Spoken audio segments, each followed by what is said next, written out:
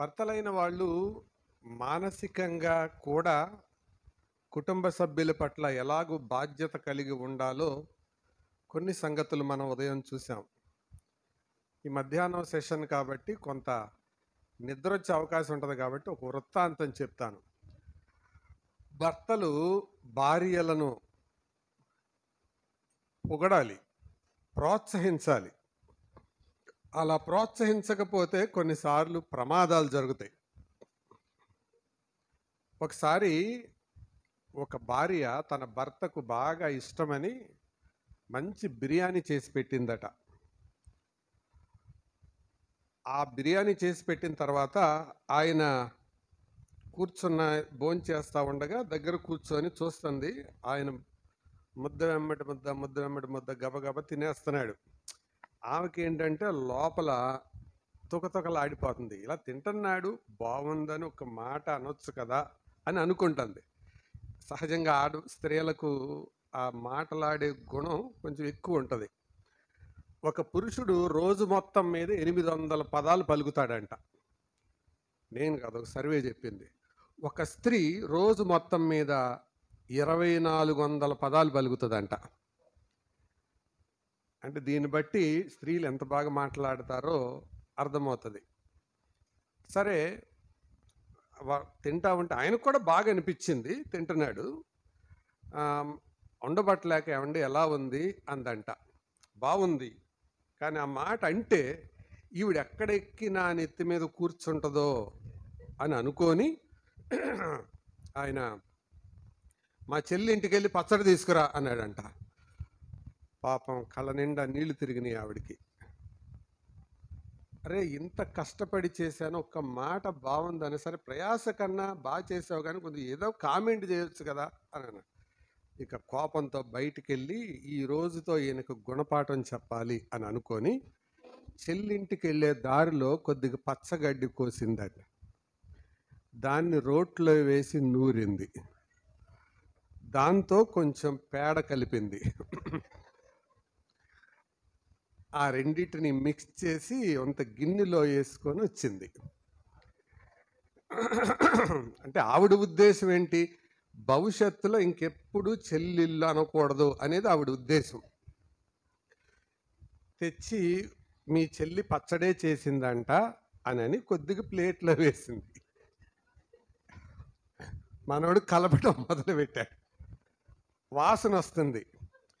ఈవిడ ఏంటంటే ఆతృతలో బాగా ఎదురు చూస్తూ ఏంటి ఎట్లుంది అని అంటాడని ఈవిడ ఎదురు చూస్తుంది. కలుపుకొని తిన్నాడు.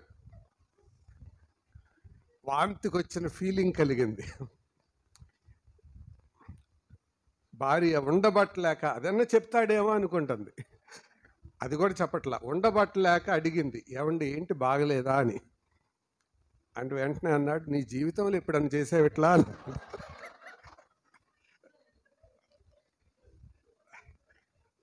ఇంకెవరు బాగు చేస్తారు వాళ్ళని. కాబట్టి కొన్ని పర్యాయాలు స్త్రీలని ఎంకరేజ్ చేయాలి, అదేం తప్పని కాదు, ప్రోత్సహించాలి. యేసు ప్రభువులో ఉన్న సుగుణం రెండు ఉన్నాయి. మేలు చెప్పేవాడు, వాళ్ళల్లో ఉండే చెడు లక్షణం కూడా చెప్పేవాడు. సీమోను బరియోనా, నీవు ధన్యుడవు. అదే వాక్య భాగం కిందకొస్తే, సాతానా నా వెనక్కిపో. ఎఫెసు సంఘంతో మాట్లాడేటప్పుడు నీలో కొన్ని సుగుణాలు ఉన్నాయి, కానీ దాంతోపాటు చెడ్డ గుణాలు కూడా ఉన్నాయి. రిపెంట్ అవు, రివైవ్ అవు, రిట్రీట్ చేసుకో అని దేవుడు వారితో చెప్పాడు. కాబట్టి అలాగా పురుషులు మాట్లాడాలి. చాలాసార్లు మాట్లాడరు. ఒక భార్య భర్తతో అస్సలు మాట్లాడకపోతుంటే దగ్గరకు వచ్చి బాగా విసిగించిందంట. చెంప మీద పెట్టి కొట్టాడు. ఎందుకు ఆయన కూడా బాధ వేసింది. ఎందుకు అలా విసిగిస్తున్నావు అంటే, మీరు అస్సలు మాట్లాడకపోతే బాగాలేదండి, కనీసం ఈ కొట్టైనా సరే, నన్ను ఏడిపించైనా సరే మీరు మాట్లాడతారని అన్నాడు. అంటే వాళ్ళ మానసికమైన పరిస్థితిని గమనించరు చాలామంది. పురుషులంటే మూతి మీద మీసం ఉన్న మగవాళ్ళని కాదు, ఆ లెక్కన రొయ్యకు కూడా మీసాలు ఉంటాయి. రొయ్య కూడా మగోడేనంటారా? కాబట్టి భర్త అంటే భార్య మనస్సును చదవగలిగేవాడు, పిల్లల మనస్సులను చదవగలిగాడు. యేసు వారి హృదయములని ఎరిగి అని ఉంటుంది. పరలోక సంబంధమైన భర్తగా ఆయన ఉండగా. కాబట్టి ఈ లక్షణాలన్నీ మనం నేర్చుకోవాలి. పెళ్ళంటే 100 ఏళ్ల పంట అంటారు, కానీ కొందరి జీవితాలు 100 ఏళ్ల పంట ఏమో కానీ 100 ఏళ్ల మంట లాగా ఉంటుంది. మరికొంతమంది జీవితాలు పంట ఏమో కానీ పెంటలాగా ఉంటుంది. వాస్తవాలు ఎంత గలిబిలి, గందరగోళం. కానీ దేవుడు మన కుటుంబాల పట్ల అలాంటి ఆలోచన కలిగి లేడు. మంచిది. ఉదయకాలం మనం ఒక 5 సంగతులు విన్నాం భర్తలకు సంబంధించి. చెప్తారా భర్తలైన వాళ్ళు? మొదటిదిగా దేవుని యందు భయభక్తులు కలిగిన వాడు. రెండవదిగా దేవుని మార్గాలలో నడిచేవాడు.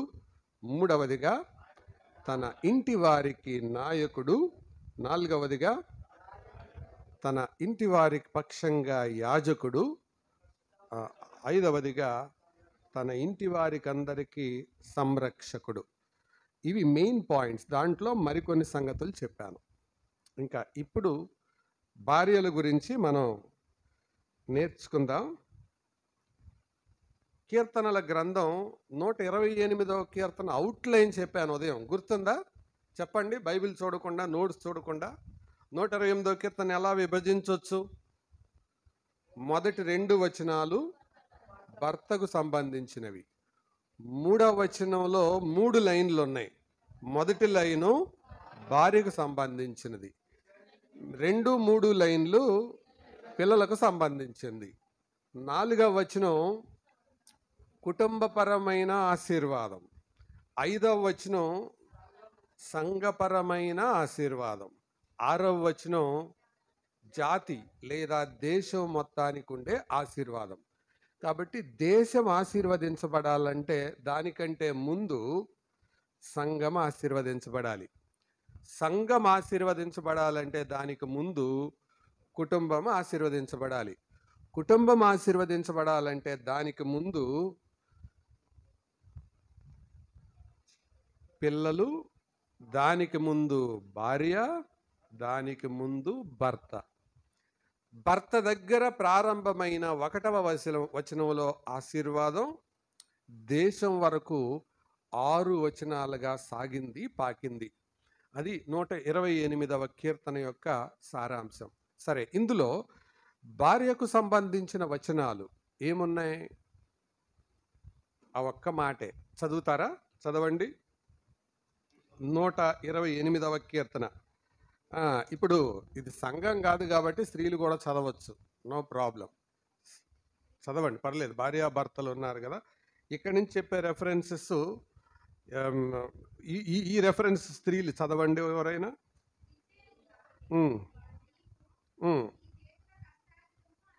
ఏం చదవు? 3వ వచనం మాత్రమే నేను అడిగింది. నీ లోగిట నీ భార్య ఫలించు ద్రాక్షవల్లి వలె ఉంది. భర్తకేమో 2 వచనాలు సుదీర్ఘంగా చెప్పి భార్యకేమో ఒక్క వచనంలో ఒక్క లైనే కేటాయించాడు. ఈ వాక్య భాగాన్ని నేను ధ్యానం చేస్తుండగా కొన్ని తలంపులు నాకు దొరికాయి. అవి మీ ముందు పంచుకుంటున్నాను. ఎవరితో పోల్చాడు భార్యని? ద్రాక్షవల్లి, వైన్, ద్రాక్షవల్లితో పోల్చాడు. ప్రియులారా, ఈ ద్రాక్షవల్లి యొక్క గుణాలు ఏంటో మనం అర్థం చేసుకుంటే భార్య గురించి లేఖనాలు ఏమి చెబుతున్నాయో మనం అర్థం చేసుకోవచ్చు. ఇది మనకు తెలియాలంటే న్యాయాధిపతుల గ్రంథం 9వ అధ్యాయం, ద బుక్ ఆఫ్ జడ్జెస్. న్యాయాధిపతుల గ్రంథం 9వ అధ్యాయం. చెట్లన్నీ ఒక మీటింగ్ పెట్టుకుంటాయి కదా. 9వ అధ్యాయం 9వ వచనం నుండి ఒలీవ చెట్టు కనబడుతుంది. 10వ వచనంలో అంజూరపు చెట్టు కనబడుతుంది. 12వ వచనంలో ఏముంది చూడండి. అటు తరువాత చెట్లు నీవు వచ్చి మమ్మను ఏలుమని ద్రాక్షవల్లిని అడుగగా, ద్రాక్షవల్లి నేను దేవునిని మానవులను సంతోషపెట్టు నా ద్రాక్షారసము నేను ఇయ్యక. కాబట్టి ద్రాక్ష యొక్క మొదటి గుణం ఏంటి? ఇప్పుడు చదివిందే అడుగుతున్నాను నేను. సంతోషపెట్టే గుణం, ప్లీజింగ్ క్వాలిటీ. కాబట్టి ఒక భార్య యొక్క ప్రధానమైన లక్షణం ఏంటి? సంతోషపెట్టడం. సంతోషపెట్టే జాబితాలో 2 రకాలైన వారి గురించి చెప్పారు. ఎవరెవరు? దేవునిని, మానవులను. చెప్పండి, దేవునిని, మానవులు. మరి దేవుణ్ణి ఎలా సంతోషపెట్టాలి? దేవుణ్ణి సంతోషపెట్టడంలో ఒక 2 సంగతులు చెప్తాను, చూస్తారా? లూకాసు వార్త 15వ అధ్యాయం. లూకాసు వార్త 15వ అధ్యాయం 6వ వచనం చూడండి. లూకా 15:6.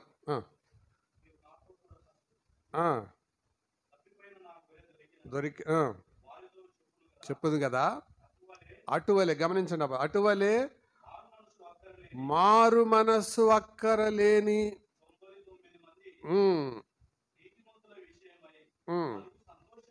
కంటే మారు మనసు పొందు ఒక్క పాపి విషయమై. అంటే దేవునిని సంతోష పెట్టాలంటే ముందు భార్య ఏమై ఉండాలి? మారు మనసు పొందిందై ఉండాలి. మారు మనసు లేకపోతే నువ్వు ఎన్ని పనులన్నా చేయగాక దేవుని సంతోష పెట్టలేవు. మారు మనస్సు అనేది చాలా ప్రాముఖ్యం. ఇక్కడున్న సోదరీలు, స్త్రీలందరిని అడుగుతున్నారు, మారు మనసు పొందారా? పాత పాట ఒకటి ఉంది, మారు మనసు పొందకున్న చేరరు పరలోకము, మారు మనసు పొందకున్న చేరరు పరలోకము, మారు మనసు లేకను మార్చలేరు ప్రజలను, మారు మనసు లేకను మార్చలేరు ప్రజలను. మారు మనసు పొందనాళ్ళు పరలోకం వెళ్ళరు, మారు మనసు లేని వాళ్ళు ప్రజలను మార్చలేరు. కాబట్టి నీవు దేవునిని సంతోషపెట్టే ద్రాక్షవల్లిగా ఉండాలి అంటే నంబర్ 1 నీలో మారు మనస్సు అనే లక్షణం ఉండాలి. మారు మనస్సులో మళ్ళీ 2 భాగాలు. ఒకటి రక్షణార్థమైన మారు మనస్సు, రెండవది రక్షణ విషయములో ఎదిగే మారు మనస్సు. సంఘాలతో ప్రభువు చెప్పింది 2వ రకం అన్నమాట. నీవు మారు మనస్సు పొందు, నీవు మారు మనస్సు పొందు. సంఘస్థులతో చెప్తున్నాడు. కాబట్టి ప్రతిరోజు మీ మనస్సు మారి నూతన మగుట వలన రూపాంతరము చెందుడి. రోమాపత్రిక 12వ అధ్యాయం 2వ వచనం. కాబట్టి మారు మనస్సు అనేది ఒకటి, రక్షించబడేటప్పుడు పొందేది ఒకటి, ప్రతిరోజు దేవునికి దగ్గరయ్యే కొద్దీ, దేవుని చిత్తానికి దగ్గరయ్యే కొద్దీ మరింతగా మనలో ఉండే అనవసరమైన అవలక్షణాలను, అవిధేయతలను, అపవిత్రతలను వదిలిపెట్టే మారు మనస్సు అది మరొకటి. మొత్తానికి మారు మనస్సు అనేది పరలోకాన్ని సంతోషపెట్టేది. ఒక వ్యక్తి పరలోకాన్ని సంతోషపెట్టకుండా భూలోకములో సంతోషంగా ఎక్కువ కాలం ఉండలేడు. అంటే దేవునిని సంతోషపెట్టడం. ఇక్కడ ఉన్న సోదరీలందరూ రక్షణ పొందారా? అది మొదటి ప్రశ్న. దేవునిని సంతోషపెట్టుట ద్రాక్షవల్లిలో ఒక గుణం. 2వ గుణం చెప్తాను. సమూయేలు మొదటి గ్రంథం 15వ అధ్యాయం. మొదటి సమూయేలు గ్రంథం 15వ అధ్యాయం 22వ వచనం. పరిచయమైన వచనమే ఇది, అందరూ చూడొచ్చు, అందరూ చెప్పగలరు అసలు బైబిల్ తీయకుండా. అందుకు సమూయేలు తాను సెలవిచ్చిన ఆజ్ఞను ఒకడు గైకొనుట వలన యెహోవా సంతోషించునట్లు ఆ, అర్పించుట వలన సంతోషించునా అంటే ఇందులో దేవుడు సంతోషపడే రెండవ గుణం ఏంటంటే దేవుని వాక్కుకు విధేయత చూపటం, వాక్యానుసారంగా బ్రతకటం. మరి సోదరీలు దేవుని మాటకు విధేయత చూపిస్తున్నారా? అప్పుడే మీరు ద్రాక్షావల్లి గుణాన్ని కలిగి ఉన్నట్టు. ద్రాక్షావల్లి యొక్క గుణం సంతోషపెట్టడం. దేవుణ్ణి ఎలా సంతోషపెట్టవచ్చు? రెండు మాటలు చెప్పాను, చెప్పండి. ఒకటి, మారు మనసు పొందడం ద్వారా. రెండవది ఎలా సంతోషపెడతాం? ఆయన మాట వినడం ద్వారా. మాట వినుట శ్రేష్టం. దానికి వ్యతిరేకం చెప్పండి. మాట వినకపోవుట భ్రష్టం. వినుట శ్రేష్టమైతే వినకపోవుట భ్రష్టం. మరి మాట వింటున్నారా? అది దేవుని సంతోషపెట్టేది. ద్రాక్షవల్లి కేవలం దేవుని సంతోషపెట్టేది మాత్రమే కాదు, ఎవరిని కూడా సంతోషపెట్టేది? మానవులను. మానవులను అంటే మొట్టమొదటిగా ఒక స్త్రీ తన భర్తను సంతోషపెట్టాలి. ఎలాగ సంతోషపెట్టాలి అంటే తన బాధ్యతలు నిర్వర్తించడం ద్వారా. ఏంటి తన బాధ్యతలు అని అంటే, అపోస్తలుడైన పౌలు ఎఫెసీయులకు రాసిన పత్రిక 5వ అధ్యాయము 22 నుంచి 33 వచనాల వరకు ఉన్న లేఖన భాగములో ఆయన ఇలా చెప్పాడు. 22వ వచనంలో ఏమన్నాడు చూడండి. స్త్రీలారా ప్రభువునకు వలె. ఎవరికి? పరిశుద్ధాత్మ దేవుడు ఎంత జాగ్రత్త తీసుకున్నాడో. ఎవరికి లోబడమన్నాడు? సొంత పురుషులకు. అంటే ఈ స్త్రీలకు ఒక దురలవాటు ఉంటుంది, సొంత పురుషుడికి తప్ప ఏ పురుషుడికన్నా లోబడతారు వాళ్ళు. అంటే అది నాన్న కావచ్చు, మామ కావచ్చు, అన్న కావచ్చు, పెదనాన్న కావచ్చు, ఎవరికన్నా లోబడతారు. సొంత పురుషుడికి మాత్రం లోబడరు. అసలు ఆ లెక్కకు వస్తే స్త్రీలకు లోబడడమే చాలా కష్టం. భర్త యొక్క రాబడి ఇష్టం, భర్త యొక్క పలుకుబడి ఇష్టం, కానీ ఏది కష్టం? లోబడి కష్టం. వీళ్ళకి భలే కష్టమైన బడి అది. ఏ బడి? లోబడి. వీళ్ళకి ఇష్టమైన బడి ఏంటి? తిరగబడి. ఏం బడి? తిరగబడి. అందులో చాలామంది స్త్రీలు డాక్టరేట్లు చేసేసారు. తిరగబడి. నీవు లోబడే భార్యగా లేకపోతే నీ భర్తకు సంతోషాన్ని కలిగించలేవు. ప్రభువునకు వలె. నీ సొంత పురుషు అంటే ఈయన నా ప్రభువు అని అనుకోవాలి.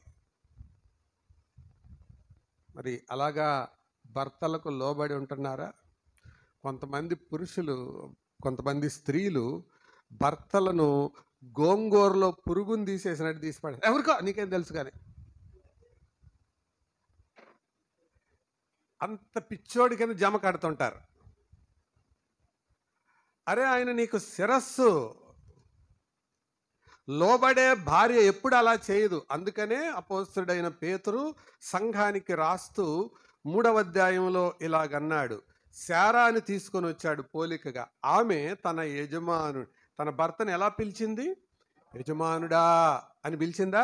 ముసలోడా అని పిలిచిందా? ఏమని పిలిచిందండి? యజమానుడు అని. నిజంగా నేను ఒక ఊరు వెళ్ళాను, గుంటూరు జిల్లాలో. రికార్డ్ అవుతుంది కాబట్టి ఊరి పేరు చెప్పను, జిల్లా పేరే చెప్తున్నాను. వెళ్తే అక్కడ అక్క నన్ను చూసి, బాబు రా రా లోపలికి రా అంది. మర్యాదగా లోపలికి వెళ్ళాను, మాట్లాడాను. సరే అక్క వెళ్తానంటే ప్రార్థన చేసి వెళ్ళింది. ప్రార్థన చేయబోయే టైంలో ఈయన కోసం కూడా చేయండి. నేను ఆయన అంటే ఎవరు అని అంటదేమోనని, ఎవరని చెప్తుందేమోనని ఎవరక్క అన్న. అదే ఈ మా ముసలోడు కోసమే అంది. అరే ముసలోడి కోసం అంటే అసలు ఆ పదం మానిపించాలని, ముసలోడు అంటే ఎవరక్క? మీ ఆయన, మీ నాన్న అన్న. కాదు బాబు, మా ముసలోడు అంటే మా ముసలోడే అంటుంది. అరే మీ ముసలోడంటే ఎవరయ్యా? ఎవరక్క అంటే మీ పెదనాన్న అన్న. కాదు బాబు, మా ముసలోడే అంటుంది. సరే మీ ముసలోడు అంటే ఎవరు నాకు తెలిసి అంటే ఆవిడ అర్థమైంది, నాకు మనసుకు అర్థమవుతుంది కదా, ఆవిడతో చెప్పిద్దామని నా ప్రయత్నం. ముసలోడు అంటే ఎవరక్క అంటే అదే మా ముసలోడే బాబు అంది. సరే ఎవరు మీ ముసలోడు, మీ అన్నయ్య అంటే కాదు అంటది. మరి ఎవరు అంటే ఈ ఇంటి ఆయన అంటది. అది ఈ ఇంటి ఆయన అంటే ఎవరు, మీరు ఇదివరకు ఇల్లు కొన్నారు కదా అమ్మిన ఆయన అన్న. కాదు. ఇక ఆవిడ ముసుగేసుకొని సిగ్గుపడిపోతూ, ఈయన కోసమే బాబా. అదే ఈయనంటే ఎవరక్క అన్న. అదే మా ఆయన కోసమే. ఆ మాట అనరాదు. ముసలోడు ముసలోడు ముసలోడు అంటే మరి ఆయన ముసలోడైతే నువ్వు పడుసుదానివా? కొంతమంది భార్యలు భర్తలకు అస్సలు అట్లాంటి విలువ ఇవ్వనే ఇవ్వరు. అందుకే అబ్రహామును శారా ఏమని పిలిచింది? యజమానుడా అని పిలిచింది. అందుకే అన్నాడు, మీరు సమస్త విషయములలో అలాగూ లోబడి ఉన్న ఎడల మీరు ఆమెకు కుమార్తెలై ఉంటారు. మరి లోబడుతున్నారా? ప్రభువుని బట్టి లోబడాలి. ప్రభువుని బట్టి లోబడాలి.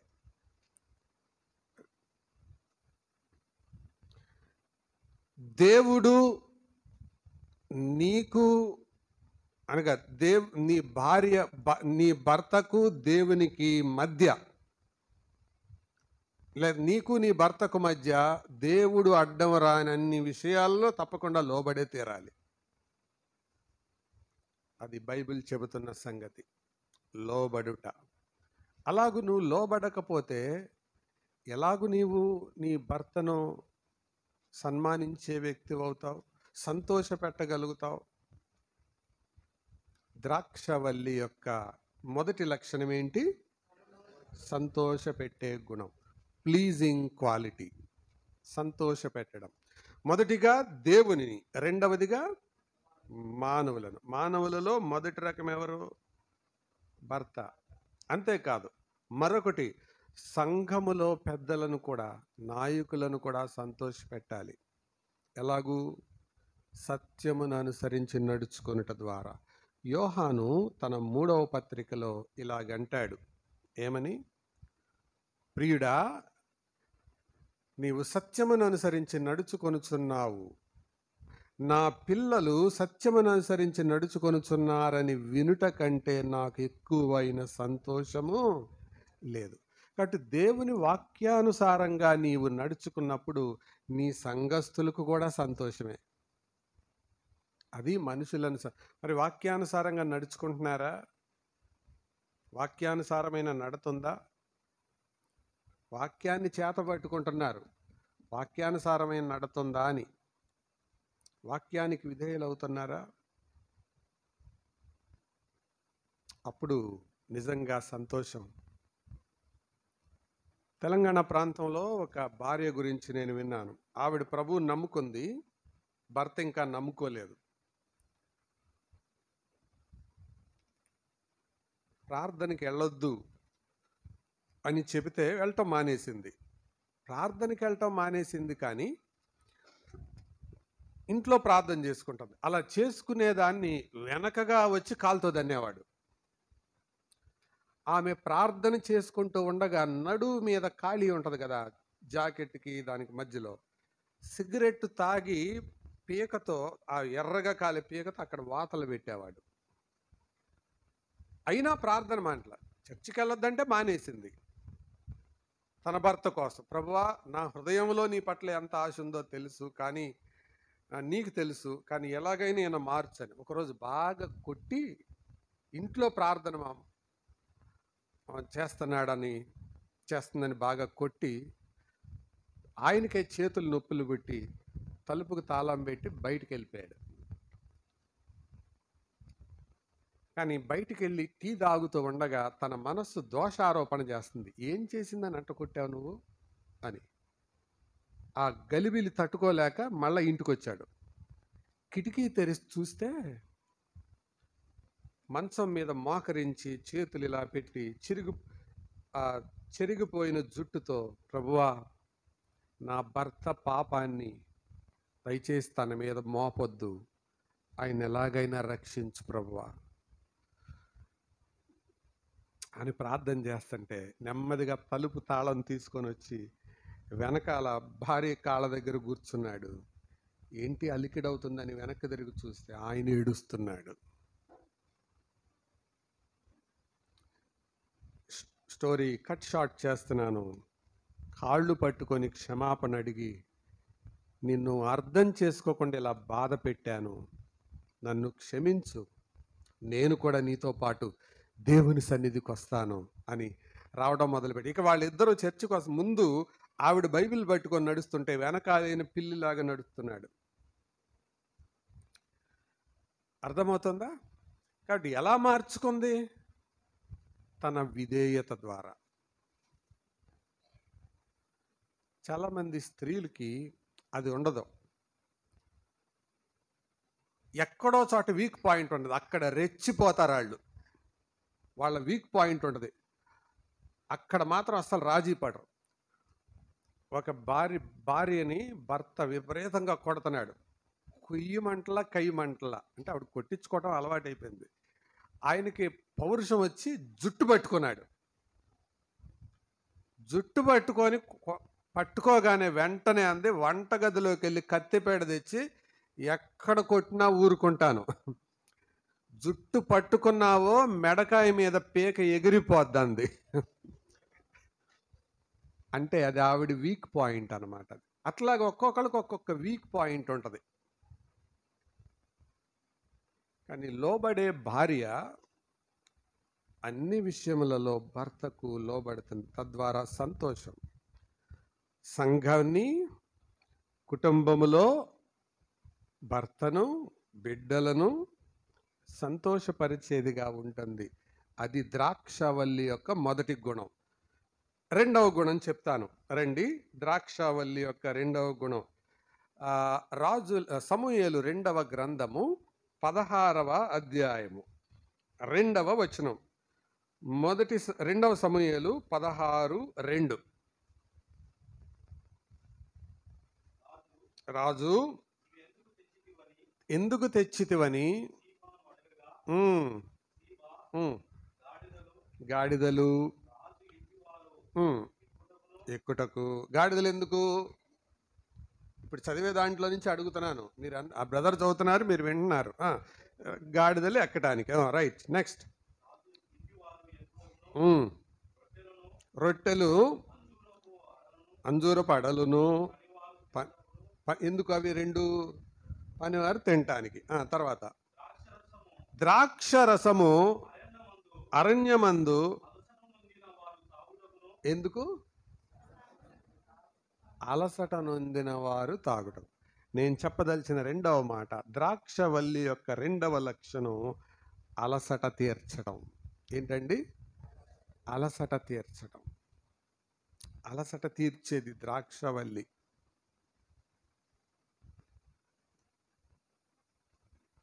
అలసట తీర్చే లక్షణం. మరి అలసిపోయి చదువులు ముగించుకొని ఇంటికి వచ్చిన పిల్లలు మొట్టమొదటిగా చూసేది ఎవరి కోసం? తల్లి కోసం, అమ్మ కోసం. అమ్మ ఆ టైంలో అందుబాటులో లేదనుకోండి, వాళ్ళు వేరే వేరే ప్రదేశాలలో తమ సంతోషాలను వెతుక్కుంటారు. అలసట తీర్చేదిగా ఉండాలి. అలాగే పనిలో, ఉద్యోగంలో అలసిపోయి ఇంటికి వచ్చిన భర్తకు అలసట తీర్చేదిగా ఉండాలి. కానీ కొంతమంది భార్యలు కంప్లైంట్ బాక్స్ పెట్టుకొని రెడీగా ఉంటారు. ఇంటికి వచ్చే టైంకి, రా, ఉదయం నుంచి మీ అమ్మతో ఎలా పడుతున్నాను అనుకుంటున్నావు, నీ అంతట నువ్వు బయటికి వెళ్ళి ఆఫీస్కి వెళ్ళి డ్యూటీ చేసుకొని వస్తున్నావు, మీ అమ్మతో పిల్లలతో ఎలా పడుతున్నాను అనుకుంటున్నావు అని. అసలే అలసిపోయి వచ్చాడు, చాచిపెట్టి ఫ్యాట్ పని కొట్టాడు ఒకటి. నిజంగా జరిగింది చెప్తున్నాను నేను. ఇవే జరిగాయి కుటుంబాల్లో. ప్రతి భార్య అనుకోవాలి, నేను అలసిపోయిన ద్రాక్షవల్లిలాగా నా కుటుంబ సభ్యుల అలసట తీర్చాలి నేను. అది ద్రాక్షవల్లి యొక్క రెండవ లక్షణం, అలసట తీర్చుట. రేయ్, నిన్ను అమెరికాలో బాగుదేశే స్కూల్లో ఏమి లేవురా, పో, వెళ్ళిపో అని పంపించేసింది టీచర్. ఇట్రా అని మళ్ళీ వెనక్కి పిలిచి, ఇదిగో ఈ ఉత్తరం తీసుకొని వెళ్ళి మీ అమ్మకి. వాడు ఆ ఉత్తరం సిన్సియర్గా తీసుకొని వెళ్ళి అమ్మకి ఇచ్చాడు. అమ్మ ఉత్తరం చూసింది. ఉత్తరంలో ఇలా ఉంది, అమ్మ, మీ అబ్బాయితో మేము విసిగిపోతున్నాం, వాడు కుదురుగా ఉండడం, మిగతా పిల్లలను కుదురుగా ఉండనివ్వడం. ఆ ఉత్తరం ఆవిడికి కొత్త ఏం కాదు, ఇది 4వ స్కూలు అలాగా. అప్పుడు ఆ ఉత్తరంలో ఇలా రాసింది, అమెరికా దేశంలో వీడిని బాగు చేసే స్కూల్స్ ఏమీ లేవు. ఆ వచ్చిన పిల్లవాడిని దగ్గరకు తీసుకొని పొదవిట్లోకి అదుముకొని ఇలాగంది, నేనే దేవుని బిడ్డనైతే, వీడే నా కొడుకైతే ఒకానొక దినం అమెరికా దేశంలో అత్యంత ప్రతిభావంతుడైన వ్యక్తి అవ్వాలి అని ప్రార్థన చేసుకొని, ప్రభువా, తల్లిగా నేను చేయవలసిందంతా చేశాను, కానీ వీడు నీవు నాకు ఇచ్చిన బహుమానం కాబట్టి ఇక ఇంతకు మించి నేనేం చేయలేను అని, సరే మీ నాన్న రాని చెప్తానంది. నాన్న వచ్చిన తర్వాత చెప్పితే నాన్న అన్నాడు, సరే అయితే నువ్వు స్కూల్కి వెళ్ళొద్దు, నీకు ఒక షరతు. ఆ షరతు ఏంటంటే ప్రతి ఆదివారం నువ్వు మాతో చర్చికి రావాలి. సరే అన్నాడు. చర్చికి వెళ్ళటం మొదలుపెట్టాడు. ఒక 3 వారాలు అయ్యాక వాక్యం వినేటప్పుడు యోబు గ్రంథంలో ఒక మాట దేవుని సేవకుడు చెప్పాడు, మనుష్యులు చీకటికి అంతము కలుగచేయుదురు. మనుష్యుడు అంటే యేసు ప్రభు, చీకటి అంటే పాపము. ఎవరైతే యేసుక్రీస్తునందు విశ్వాసం ఉంచుతారో వారిలో నుండి చీకటి తొలగిపోతుంది. ఎవరైనా యేసు ప్రభు నమ్ముకునే వాళ్ళు ఉన్నారా, ముందుకు రండి అంటే ఈ చిన్న పిల్లాడు 12 సంవత్సరాల కుర్రాడు ముందుకెళ్ళాడు. పాస్టర్ గారికి అర్థం కాల, ఇదేంటి నా ప్రసంగం పెద్దోళ్ళ మీద పనిచేస్తుంది అనుకుంటే ఈ పిల్లోడు వచ్చాడు, అసలు ఈడు అల్లరోడు, ఈడు మామూలుగా వచ్చాడా, అసలు నిజం అల్లరి చేయడానికి వచ్చాడా అని. అరే అబ్బాయి, అర్థమైందా నీకంటే ఏడుస్తున్న కళ్ళతో అర్థమైంది సార్ అన్నాడు. ఆడు ఏడుస్తుంటే ఈయన కూడా ఏడుపు వచ్చింది. ప్రార్థన చేసి పంపించాడు. వెళ్ళేటప్పుడు, సార్ ఇందాక మీరు చెప్పిన వాక్యం మళ్ళీ చెప్పరా అన్నాడు. ఇంటికెళ్ళి ఆ బైబిల్ ఓపెన్ చేసి, ప్రభువా, చీకటితో ఉన్న నా బ్రతుకులోనికి వెలుగు నింపావు, నా జీవితం నిజంగా ఇప్పుడు చీకట్లో ఉంది, నా ద్వారా నువ్వు నన్ను వెలిగించిందే నిజమైతే నా ద్వారా లోకాన్ని నువ్వు వెలిగించవా, ఇది ఆత్మీయంగా నెరవేరింది, అక్షరార్థంగా నాలో నెరవేర్చవా అని ప్రార్థన చేయటం మొదలుపెట్టి ప్రయోగాలు చేయటం మొదలు పెడితే 1007 ప్రయోగాలు విఫలమయ్యి 1008వ ప్రయోగం సక్సెస్ అయింది. నేను చెప్పిన వ్యక్తి పేరు థామస్ ఆల్వా ఎడిసన్. ఆ వ్యక్తి చేసిన ప్రయోగం ఎలక్ట్రిక్ బల్బ్. ఆ ఎలక్ట్రిక్ బల్బ్ కనుక్కున్న రోజు న్యూయార్క్ పట్టణంలో ఒక కొండ మొత్తాన్ని వెలిగించి లైట్లు వేసి వెలిగించినప్పుడు, సన్మాన సభ ఏర్పాటు చేసినప్పుడు అందరూ ఈ ఎడిసన్ను పొగుడుతుంటే ఆ మేయరు వాళ్ళందరూ ఎడిసన్ లేచేలాగన్నాడు, నాకేమి పొగడతలు అవసరం లేదండి, నిజానికి నేను ఈ అమెరికా దేశంలో త్రోసివేయబడిన ఒక విద్యార్థిని, చదువబ్బని విద్యార్థిని, కానీ యేసు ప్రభు నా జీవితంలోనికి రావడం వలన నాయన నన్ను వెలిగించడం వల్ల నేను ఇప్పుడు వెలిగించగలిగాను అని అన్నాడు. దీని వెనక ఒక తల్లి యొక్క ప్రోత్సాహం. మామూలుగా ఏమనాలి, దున్నపోత, పనికి మాలినోడా, నిన్ను కన్నందుకు నా అమ్మ తలకైపోతుందరా అని తిట్టాలి, అని ఏమనలేదు. అంటే అలసట తీర్చే గుణం అంటే అది. అర్థమవుతుందా సోదరులారా? అలసట తీర్చే లక్షణం. అలిసిపోయిన పిల్లలను, అలిసిపోయిన భర్తను, అలిసిపోయిన వారిని అలసట తీర్చే వ్యక్తివేనా నీవు? ఇది బూస్టింగ్ క్వాలిటీ అంటారు. మొదటిది ఏం చెప్పాను? Pleasing quality. దీన్ని ఏమంటారు? Boosting quality. బూస్ట్ అంటే ఏంటి? ఇది వరకు ఒక ఆయన ఉండేవాడు, Boost is the secret of my energy అనేవాడు. ఎవరో తెలుసా? Sachin Tendulkar. Boost is the secret. Boost అంటే ఏంటి? బలపరిచేదని అర్థం. 3వ లక్షణం చెప్తాను. సమూయేలు మొదటి గ్రంథం 25వ అధ్యాయం 18వ వచనం. మొదటి సమూయేలు 25:18 చదవండి. అందుకు అబీగయలు నాబాలుతో ఏమీ చెప్పక త్వరపడి 200 రొట్టెలను ఏంటంటే 2 ద్రాక్షారసపు తిత్తులను, మాంసమును,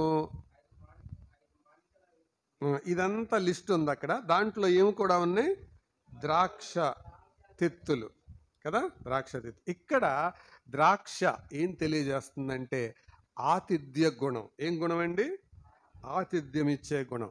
రిఫ్రెషింగ్ క్వాలిటీ అంటారు. ఆతిథ్యం ఇచ్చే గుణం అంటే ఒక స్త్రీ తన ఇంట్లో ఆతిథ్యం ఇచ్చే లక్షణాన్ని కలిగి ఉండాలి. ఆతిథ్యం ఇవ్వడం అంటే అతిథులకు ఆతిథ్యం ఇవ్వడం. హెబ్రీ గ్రంథకర్త 13వ అధ్యాయంలో ఇలాగ చెప్పాడు: సహోదర ప్రేమ నిలువరముగా ఉండనీయుడి, ఆతిథ్యము చేయ మరువకుడి. దీనిని బట్టి తెలియకయే కొందరు దేవదూతలకు ఆతిథ్యము చేసిరి. మరి ఆతిథ్యం చేస్తున్నారా? ఎవరికి చేయాలి? దేవుని సేవకులకు చేయాలి. దూర ప్రాంతాల నుంచి వచ్చే విశ్వాసులకు చేయాలి. విధవరాండ్లైన వారికి చేయాలి. ఆతిథ్యం చేస్తున్నారా? ఈ కరోనా టైంలో ఆతిథ్యం ఇచ్చే లక్షణం పూర్తిగా పోయింది. అందుకే హెబ్రీ గ్రంథకర్త అన్నాడు, ఆతిథ్యము చేయ మరువకుడి. అంటే మర్చిపోయారు చాలామంది ఆతిథ్యం ఇవ్వడల్లా. ఆతిథ్యం ఇస్తున్నారా? ఒకసారి ఓ పాస్టర్ గారు, ఇదివరకు దినాల్లో పాస్టర్లు సైకిళ్ళ మీద వెళ్ళేవాళ్ళు కదా, సైకిల్ మీద ఒక కుటుంబం రాకపోతే భార్యాభర్త వాళ్ళని దర్శిద్దామని వెళ్ళాడట. వెళ్ళి అక్కడ దర్శించే సమయంలో సైకిల్ అక్కడ పార్క్ చేసి వెళ్తుంటే ఈ పెళ్ళయిన కొత్తలో ఉన్న భార్యాభర్త చూసి, అమ్మ ఈయన వస్తున్నాడు, వచ్చాడంటే ముందు టీ పెట్టాలి, ఆ తర్వాత మనకి క్లాస్ ఇస్తాడు, ఎందుకు రావట్లేదని అడగటానికే వస్తున్నాడు, క్లాస్ ఇస్తాడు. కాబట్టి ఇప్పుడు ఆయన మనం వెళ్ళమని చెప్పలేం, అలాగని రమ్మని అడగలేం. వెళ్ళమని చెప్పకుండానే వెళ్ళగొట్టాలి. ఏం చేద్దాం అని ఆలోచన చేసి, an idea can change life. Idea మీ జీవితాన్నే మార్చేస్తుంది అంటారు కదా. ఒక ఐడియా వేశారు, నేను నిన్ను కొట్టినట్టే కొడతాను కానీ కొట్టను, నువ్వు కూడా ఏడిచినట్టే ఏడువు కానీ ఏడవద్దు. ఈ దెబ్బతో పాస్టర్ గారికి అర్థమవుతుంది ఏమని, వీళ్ళు ఏదో గొడవ ఆడుకుంటున్నారు, వీళ్ళ మధ్య మనం ఎందుకని ఆయనే సర్దుకుంటాడు. అప్పుడు మనం వెళ్ళమనొద్దు, రమ్మనొద్దు. ఆయనకి అర్థమై వెళ్ళిపోతాడు. Come on start, action begin. దబీమని కొట్టాడు. ఏమండి నన్ను కొట్టకండి అంటుంది ఆవిడ. మంచం మీద కొడుతున్నాడు ఈయన. ఆవిడేమో నిజంగా ఏడుస్తుంది, ఏడిసినట్టు ఏడుస్తుంది. దబీమని కొడుతుంటే ఆవిడ ఏడుస్తూ ఉంది, కొడతా ఉంటే ఏడుస్తూ ఉంది. అప్పుడు దాకా వచ్చి అమ్మా అనుకుంటూ వచ్చిన ఆయన ఆగిపోయాడు. ఇక ఒక 5 నిమిషాలు ఇట్లాగా జరిగింది. అయిపోయిన తర్వాత పాస్టర్ గారు వెళ్ళిపోయారు అని నిర్ధారించుకున్న తర్వాత, సూపర్గా యాక్ట్ చేశాం కదా మనం అంటే, భార్య అంటుంది, నీదేముందండి, నేను అసలు ఏడిచినట్టే ఏడిచాను కానీ చొక్క నీళ్ళు రాలేదు చూసారా అందండి. అప్పుడు భర్త అన్నాడంట, నీదేముంది అసలు, నేను సరిగ్గా కొడితే నువ్వు ఎక్కడ తట్టుకుంటావు, నేను కొట్టినట్టే కొట్టాను కానీ కొట్టలేదని. ఇక వీళ్ళిద్దరు వాదించుకున్నారు, నేను కొట్టినట్టే కొట్టాను కానీ కొట్టలేదు అని భర్త అంటాడు, నేను ఏడిచినట్టే ఏడిచాను కానీ ఏడవలేదని భార్య అంటది. ఈ లోపల కిటికీలో నుండి సౌండ్ వస్తుంది, నేను కూడా వెళ్ళినట్టే వెళ్ళాను కానీ వెళ్ళలేదని.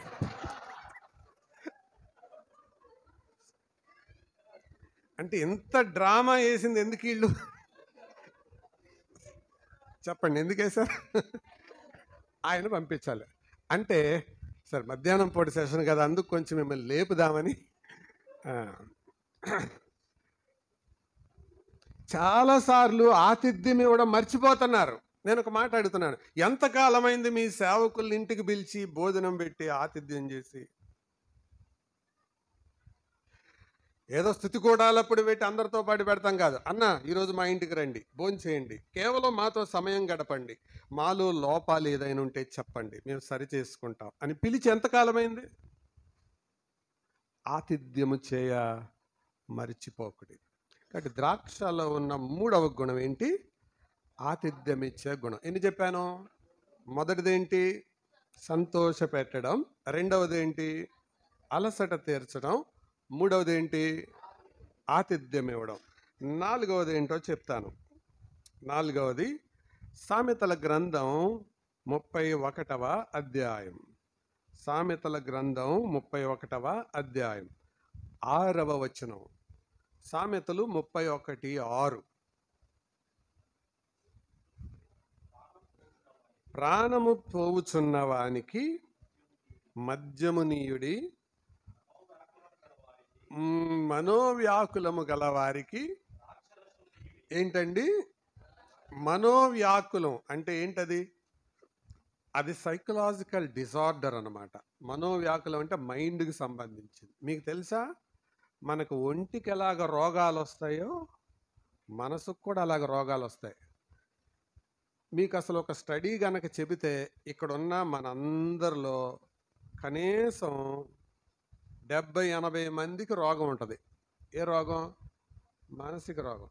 కానీ చాలామందికి అది తెలీదు. ద్రాక్షలో ఒక లక్షణం ఉంది. ఏంటది? ఔషధ గుణం. ఏం గుణం? స్వస్థపరిచే గుణం. Healing quality. ఏంటండి? హీలింగ్, స్వస్థపరి. అంటే మనోవ్యాకులం కలిగిన వాడికి ద్రాక్షారసం ఇవ్వండి అంటున్నాడు. అంటే ద్రాక్షారసం ఇస్తే ఏమవుతుంది? స్వస్థపరచడం. ఇంగ్లీష్లో ద్రాక్షారసం అనే దానికి వైన్ అని ఉంది. వైన్ అంటే ద్రాక్ష, స్వచ్ఛమైన రసం అని. మళ్ళీ వైన్ అంటే మరొక అర్థం కూడా వస్తుంది లోకంలో. వైన్స్ ఉన్నాయి కదా, అవి వేరు. కానీ ఇక్కడ చెప్పే వైన్ వేరు. ద్రాక్షని మందులాగా వాడేవాళ్ళు. అందుకే అపోస్తలుడైన పౌలు తిమోతికి ఉత్తరం రాస్తూ, తిమోతి, నీ కడుపు జబ్బు నిమిత్తము మంచి నీళ్లే కాక కొంచెము ద్రాక్షారసం పుచ్చుకోండి. అంటే ద్రాక్షారసం దేనికది? మందుగా తీసుకో అంటున్నాడు. ఒకసారి విజయవాడలో కాందారి హోటల్ అని ఉంది. వాళ్ళు ఆ హోటల్లో బార్ పెట్టి ఆ బార్ మీద టేక్ ఆల్సో వైన్ అని పెట్టి బైబిల్ అని రాశారు. ద్రాక్షారసము కూడా పుచ్చుకొనుము బైబిల్. క్రైస్తవులు చాలామంది వెళ్ళి ఇదేంటా ఇట్లా రాశారంటే, బైబిల్లో ఉందే రాశామండి, మేమేమి రాశాం అన్నారు. సరే, చరిత్ర క్లుప్తంగా చెబితే ఆ హోటల్ దివాళా తీసింది. ఇప్పుడు దాని పేరు మారిపోయి ఫార్చ్యూన్ మురళి అయింది. దాని ఫార్చ్యూన్ బాగాక. ఇక్కడ చెప్పే ద్రాక్షారసం అద్రాక్షారసం కాదు, ఔషధ గుణం. అంటే ఎవరైతే మానసిక రోగాలతో ఉన్నారో వాళ్ళని బలపరిచే లక్షణం ఒక స్త్రీకి ఉండాలి. అంటే నువ్వు ఒక మంచి కౌన్సిలర్గా ఉండాలి. మన సంస్కృతిలోనే ఆ పేరు పెట్టారు. ఏమని పేరు పెట్టారు? శ్రీమతి అని పెట్టారు. ఏంటది? శ్రీమతి అంటే, మతి అంటే ఏంటి? మతి అంటే మైండ్, మనస్సు. శ్రీమతి అంటే స్త్రీకి మతి అన్నమాట. అంటే ఆయనకి మతి లేదు, నువ్వు వెళ్ళాక మతి వచ్చిందని. శ్రీమతి అంటే అది స్త్రీకి మతి లాంటిదని. నువ్వు వట్టి సతివే కాదు, మతివి కూడా. శ్రీమతి అంటే మనసుకు దగ్గరగా ఉండాలి, గమనించాలి. భర్త ఎందుకు ఇలా ఉన్నాడు, భార్య ఎందుకు ఇలా ఉంది, గమనించే లక్షణం. సామెతల గ్రంథంలో చూడండి 31వ అధ్యాయంలో జ్ఞానము కలిగిన భార్య, ఆమె గురించి చెబుతూ ఆమె లక్షణాల్లో, ఆమె తన ఇంటి వారి నడతలను బాగుగా కనిపెట్టును. పిల్లలు ఎందుకు తొందరగా నిద్ర లేవట్లేదు, భర్త ఎందుకు ఆలస్యంగా ఇంటికి వస్తున్నాడు, ఎందుకు ప్రార్థన అంటే మొగ్గు చూపడం లేదు, అంత టైం తీసుకుంటున్నారా స్త్రీలు? వీళ్ళకి వీళ్ళ లోకమే సరిపోతుంది. ఇది వరకటి రోజుల్లోనంట తల్లులు బిడ్డల కడుపులు చూసేవాళ్ళంట, భార్యలు భర్తల జేబులు చూసేవాళ్ళంట. తల్లులు ఏం చూసేవాళ్ళు? బిడ్డల కడుపులు చూసేవాళ్ళు. భార్యలు ఏం చూసేవాళ్ళు? భర్తల జేబులు చూసేవాళ్ళంట. ఇప్పుడు వాళ్ళిద్దరూ కలిసి టీవీ చూస్తున్నారంట. అంత సోషల్ మీడియాకి అడిక్ట్ అయిపోయారు. పిల్లల గురించి పట్టింపు లేదు, ఏదో వెళ్తున్నారు వస్తున్నారు అన్నట్టే ఉంటున్నారు. వాట్సాప్లో నేను ఒక మెసేజ్ చూశాను. ఒక తల్లి టీవీ సీరియల్ చూస్తా పాల బాటిల్ పెడుతుంది పిల్లోడికి, అది నోట్లో పెట్టబోయి ముక్కులో పెడుతుంది. వాడు ఇలాగంటున్నట్టు రాసింది అక్కడ, ఓ తల్లోయ్ నీ ఇత్తటి మేకులు ఇనపరేకులు సీరియల్ తర్వాత చూద్దు, బాటిల్ సరిగ్గా పెట్టవే అంటున్నాడు ఆడు. అలాగ సోషల్ మీడియాకి అలవాటు అయిపోయారు. పిల్లల ఆకలి చూడరు, భర్తల అవసరాలు చూడరు. వీళ్ళ లోకం ఏంటో ద్రాక్ష గుణం అది కాదు, ఔషధ గుణం కలిగిన, అంటే ఒక మందు వేసినట్టు, ఒక రోగానికి మందు వేసినట్టు. అందుకే అంటున్నాడు, అలిసిన వారికి ద్రాక్షారసం ఇయ్యండి. మనోవ్యాకులం కలిగిన వాడికి, మనస్సుకు రోగం వచ్చి ఉంటుంది, ద్రాక్షారసం ఇవ్వండి వాళ్ళకి. హీలింగ్, స్వస్థపరిచే గుణం. ఎన్ని చెప్పాను? చెప్పండి ఒకసారి పెద్దగా. ఉదయం అంతా స్త్రీలు చాలా హుషారుగా మాట్లాడారు, ఇప్పుడు పురుషులు హుషారుగా మాట్లాడుతున్నారు. చెప్పండి. మొదటిది ఏంటి? సంతోషపెట్టే గుణం. 2 అలసట తీర్చే గుణం. 3 ఆతిథ్యం ఇచ్చే గుణం. 4 స్వస్థపరిచే గుణం. 5వది చెప్తాను రండి. పరమగీతము 7వ అధ్యాయం. పరమగీతము 7వ అధ్యాయం 7వ వచనం. పరమగీతము 7వ వచనం 8వ వచనం 2 చదవండి. తిన్నని దానవు గెలల వలె ఉన్నవి. అంటే ఇక్కడ ద్రాక్ష గెలను పోలుస్తూ చెప్పిన మాట ఏంటంటే, ఇందులో చెప్పవలసిన మాట ఆకర్షించే గుణం. ఇంగ్లీష్లో సెడ్యూసింగ్ క్వాలిటీ అంటారు, ఆకర్షించే గుణం. ప్రియుడు ప్రియురాలికి మధ్య జరిగిన సంభాషణే పరమగీతం. పరమగీతములువా పరమగీతమువా ఏముంది బైబిల్లో? ఏకవచనమా బహువచనమా?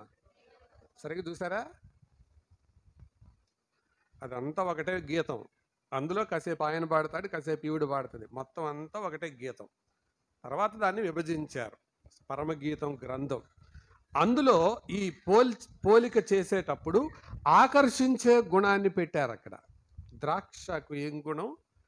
ఆకర్షించే గుణం. అంటే భార్య తన భర్తకు ఎప్పుడు ఆకర్షణీయంగా కనపడాలి. అందుకే ఇది వరకు రోజుల్లో అనేవాళ్ళు, ఇల్లాలను చూసి ఇల్లును చూడాలని, ఇల్లును చూసి ఇల్లాలను చూడాలని. కానీ ఈ భార్యలు ఏం చేస్తారో తెలుసా? దేశం మొత్తానికి ఆకర్షణీయంగా కనపడతారు, ఒక్క భర్తకు తప్ప. కారణం ఏంటంటే ఉదయం నుండి సాయంత్రం దాకా ఆ యాజక వస్త్రం వేసుకుంటారు కాబట్టి పట్ట పైనుంచి కింద దాకా. ఏంటది, ఏమంటారండి దాన్ని?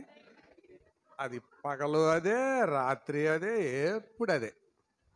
అదే బజారుకి వెళ్దామనండి, అబ్బో అయిందా అంటే వస్తున్నానండి అని అరగంట సర్దుతారు. నేను ఇక్కడ ఒక మాట అడుగుతాను, అసలు నువ్వు అలంకరించుకునేది బజారు కోసమా భర్త కోసమా? బజారు కోసం అలంకరించుకునే వాళ్ళు వేశ్యలు, భర్త కోసం అలంకరించుకునే వాళ్ళు భార్యలు.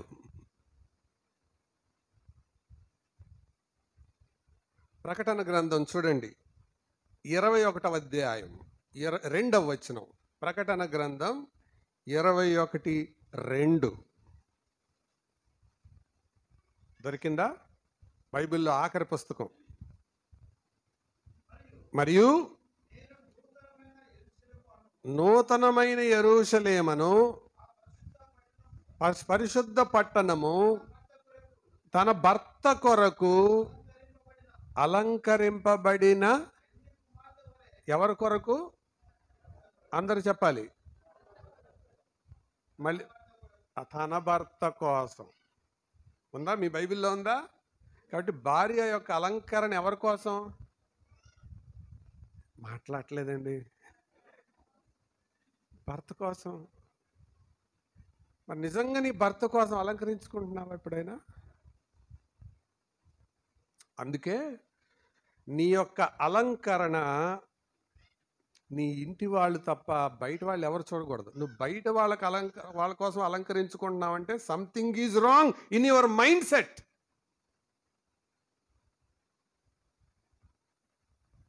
నీ మనస్సులో ఏదో చెడిపోయిన ఆలోచన, దురుద్దేశం పుట్టిందని అర్థం. అది భర్త కోసం అలంకరించుకోవడం. దాని కొరకే ముస్లిం కల్చర్లో, యూదుల కల్చర్లో బురకా వేస్తారు స్త్రీలు. బురకా ఎందుకు వేస్తారు? వేరే వాళ్ళెవ్వరూ తమ అలంకారాన్ని, తమ ఆకారాన్ని చూడకూడదు. ఎవరి ముందు మాత్రమే తీస్తారు బురకా? ఇంట్లో. కానీ మన సమాజంలో ఇంట్లో బురకా వేస్తున్నారు, బజార్లో ఇప్పుకొని తిరుగుతున్నారు.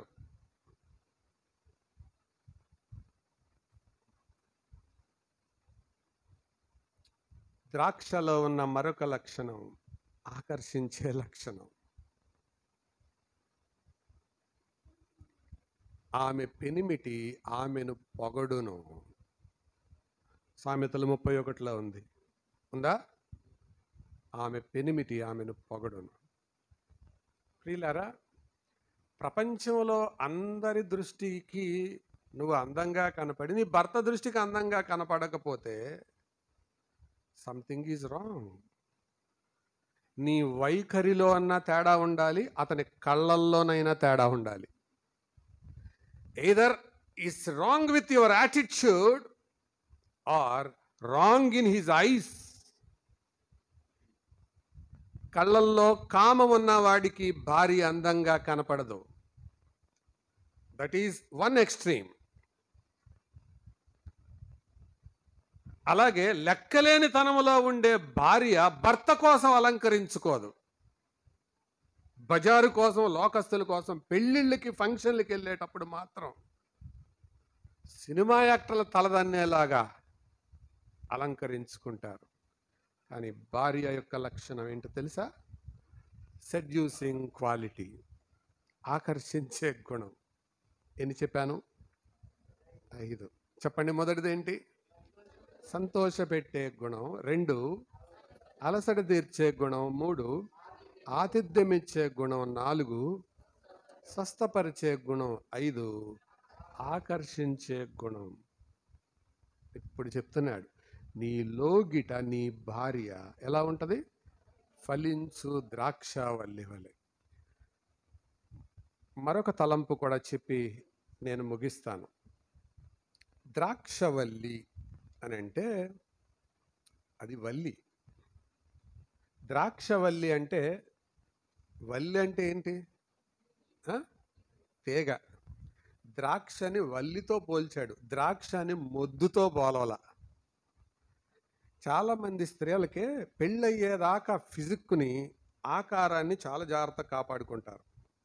పెళ్ళయిన తర్వాత లైసెన్స్ వస్తుందేమో, ఇక తెగ తిని పడేస్తారు అనుకోండి. అందుకే ఇంట్లో 2 డస్ట్బిన్లు ఉంటాయి. ఒకటి వంటగదిలో ఉంటుంది, ఇంకోటి తిరుగుతూ ఉంటుంది అటు ఇటు. ఒకటి స్టాటిక్ డస్ట్బిన్, ఇంకోటి మొబైల్ డస్ట్బిన్. భర్త వదిలేసింది వీళ్ళే తింటారు, పిల్లలు వదిలేసింది వీళ్ళే తింటారు. అంటే ఆ డస్ట్బిన్లోకి వెళ్ళటం ఎందుకు? అదేదో ఇందులోకి అయిపోద్ది కదా. ఇక తినే పనే పెట్టుకొని ఆకారం వికారంగా చేసుకుంటారు. ద్రాక్షవల్లి అంటే take care of your physique. అది కూడా ఉంది అర్థం. ద్రాక్ష మొద్దు కాదు, అది తీగది. అది దొరికిందని ఎంత పడితే అంత తినొద్దు. Maintain your physique. తర్వాత ఈ ద్రాక్షావల్లిలో ఉండే మరొక లక్షణం ఏంటంటే, ఎప్పుడు అది ఒంటరిగా ఉండదు. అంటే తనంతటి తాను పెరగదు. దానికి ఒక కర్ర అయినా, ఒక పందిరైనా, ఒక ఆధారమైనా కావాలి. ఈ 128వ కీర్తన యొక్క నేపథ్యం ఏంటంటే, ఇంటి ముందు ద్వారబంధం పక్కన ద్రాక్ష చెట్టును వేశారు. అది క్రమక్రమంగా పెరిగి ఆ గోడ మీదగా వెళ్ళి పైకి వెళ్ళి ఇంటి మొత్తం అల్లుకుంది. అది దాని అర్థం. నీ లోగిట నీ భార్య అంటే ఇంట్లోకి ప్రవేశించగానే భార్య కనపడింది. ఆ భార్య తన యొక్క ప్రభావం, వాతావరణం ఎక్కడంతా అల్లుకుంది? ఇల్లు అంతా అల్లుకుంది అన్నమాట. అంత ప్రభావం ఉంది. కానీ తనకు ఒక ఆధారం అవసరం. తనే వాళ్ళ ఇండివిజువల్గా లేదు, ఇండిపెండెంట్గా లేదు, ఆధారపడి ఉంది ఒక పందిరి మీద, ఒక కట్టడం మీద, ఒక కర్ర మీద. అందుకే లోగిట నీ భార్య ఎలా ఉండును? ఫలించు ద్రాక్షవల్లి వలె. కాబట్టి ఎప్పుడు సొంత నిర్ణయాలు చేయబాకండి సోదరీలారా. భర్తతో సంప్రదించి ఆధారపడి నిర్ణయాలు చేయండి. ఎందుకో తెలుసా? మీరు చేసిన సొంత నిర్ణయాలు బైబిల్ చరిత్రలోనే ఎక్కువ శాతం నష్టాలు తెచ్చినాయి. ఇప్పటికీ కూడా ఇజ్రాయేల్ హమాస్ యుద్ధం జరగడానికి కారణం ఎవరు? శారా ఒకరోజు చేసిన తప్పుడు తీర్మానం. కోర్స్ ఈయనైనా ఆలోచించాలి, కానీ ఏమీ ఆలోచించలేని సమయంలో ఆ శ్రీవారికి ఈ శ్రీమతి ఒక మతి కలిగిన మతి లేని సలహా చెప్పింది. ఏ శ్రీవారికి? అబ్రహాము గారికి ఈ శ్రీమతి ఒక మతిపోయే సలహా చెప్పింది. ఇప్పటికీ కొట్టుకుంటున్నారుగా. ఊరికి అనుకుందాం, పైనుండి చూశారనుకోండి, వాళ్ళిద్దరూ నేరుగా ముఖముఖాలు చూసుకోగలరా? ఊరికే మన మానవ ఆలోచనతో శారా అబ్రహాం ఇద్దరు ముఖముఖాలు చూసుకోగలరా? ఈ యుద్ధం, ఈ పోరాటం, ఈ రక్తపాతం, ఈ తన్నుకోవడం చూసి ఏమనుకుంటారు? అయ్యో, ఆ రోజు నేను అలా చేయకుండా ఉండాల్సింది. అందుకెప్పుడు మీ సొంత నిర్ణయాలు తీసుకోవద్దు. అలాగే భర్తలు కూడా నిర్ణయాలు తీసుకునే అధికారం మీకున్నా తప్పకుండా భార్యతో సంప్రదించండి. వాళ్ళ సలహాలు కూడా తీసుకోండి, నిర్ణయం మాత్రం మీదే. ఇది వాక్యానుసారమైన పద్ధతి. మరి ఇలాగ మన కుటుంబాలు ఉన్నాయా? ఉదయం పురుషులకు ఒక 5 సంగతులు చెప్పాను. ఈరోజు స్త్రీలకు సాయంత్రం 5 సంగతులు చెప్పాను. కుడి చేతికి ఎన్ని ఏళ్ళు? 5. ఎడం చేతికి ఎన్ని ఏళ్ళు? కాబట్టి కుటుంబం అవ్వాలంటే భార్య భర్త కలవాలి. చప్పట్లు అవ్వాలంటే ఎడం చెయ్యి కుడి చెయ్యి కలవాలి. ఈ 5 చెప్పండి ఒకసారి. పురుషులు చెప్పండి. పురుషులు మొదటిది భయభక్తులు కలవాడు. ఇక స్త్రీల గురించి నీళ్ళు మర్చిపోయినట్టున్నారు పూర్తిగా. భయభక్తులు గలవాడు. 2 ఆయన త్రోవలలో నడిచేవాడు. 3 నాయకుడు, యాజకుడు, సంరక్షకుడు. ఇంగ్లీష్లో చెప్పి నీకు గుర్తుందా? మొట్టమొదటిది ఏం చెప్పాను? Practitioner, possessor of the fear of God. రెండవది practitioner of the ways of God. మూడవది పయనీర్. నాలుగవది ప్రీస్ట్. 5వది ప్రొటెక్టర్. ఇక్కడ స్త్రీలకు చెప్పింది చెప్పండి. మొదటిది ప్లీజింగ్ క్వాలిటీ, సంతోషపరిచే గుణం. అలసట తీర్చే గుణం, బూస్టింగ్ క్వాలిటీ. ఆతిథ్యమిచ్చే గుణం, హాస్పిటాలిటీ. స్వస్థపరిచే గుణం, హీలింగ్ క్వాలిటీ. ఆకర్షించే గుణం, సెడ్యూసింగ్ క్వాలిటీ. ఈ 5 గుణాలు. అంటే 2 చేతులు దృఢంగా ఉంటే ఆ పిడికిలి, ఆ పట్టు ఎంత గట్టిగా ఉంటుందో భార్య భర్త బాధ్యతలు భర్త కలిసి చేస్తే ఆ కుటుంబం అంత పటిష్టంగా ఉంటుంది. మన కుటుంబాలు అలా ఉండాలని దేవుడు కోరుకుంటున్నాడు. మరి ఆ ఆశ మనకు ఉండాలిగా. గుర్రాన్ని నీళ్ళ దాకా తీసుకెళ్ళొచ్చు, కానీ నీళ్లు దాపించలేము. మనకు దేవుని వాక్యం వినిపించవచ్చు, కానీ పాటించేలాగా చేయలేము. నీళ్లు తాగాలంటే ఆ తృష్ణ గుర్రంలో ఉండాలి, పాటించాలంటే ఆ తృష్ణ విన్నవారిలో ఉండాలి. మరి ఈరోజు విన్న తర్వాత నీ తీర్మానం ఏంటో ప్రభువుతో చెప్పు. ప్రార్థన చేద్దాం. తల వంచండి. ప్రార్థన.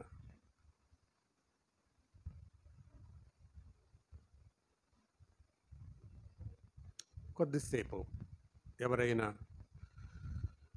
దేవునికి తమను తాము అప్పగించుకొని,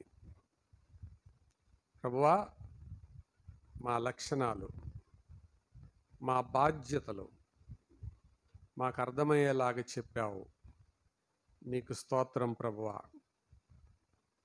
మేము మా బాధ్యతలలో విఫలమవుతున్నాము, మమ్మల్ని క్షమించండి